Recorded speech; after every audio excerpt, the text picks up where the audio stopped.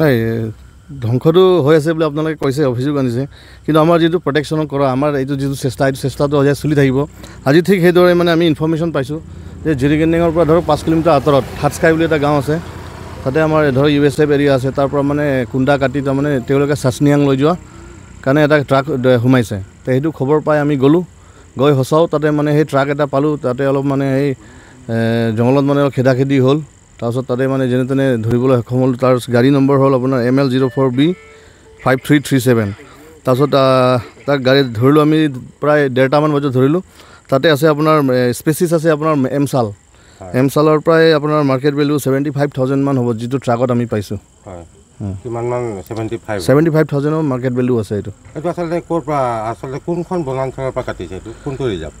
এইটো ৰিজাৰ্ভ বুলি নহয়, এইটো আপোনাৰ USF এৰিয়া বুলি কয়, আনচেটেল ফৰেষ্ট। এইবিলাক আপোনাৰ থাৰ্ডস্কাই এৰিয়া সেইবিলাকত আছে, সেইটো এৰিয়াৰ পৰা লৈ যায় তেওঁলোকে। চাচনিয়াং মেঘালয়ত লৈ যায়, জয়ন্তীয়া হিলছত।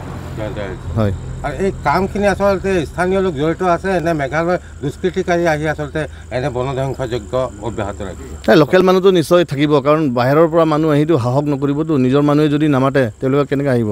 সেইকাৰণে নিশ্চয় লোকেল মানুহ ইয়াতে জড়িত আছে। এমাহৰ ভিতৰত কিমানমান গাড়ী আপুনি ধৰিবলৈ সক্ষম হৈছে? গাড়ী ধৰি থাকে টোটেল আমি এতিয়া এইটো 8টা ধৰিলোঁ এইটো মাহত।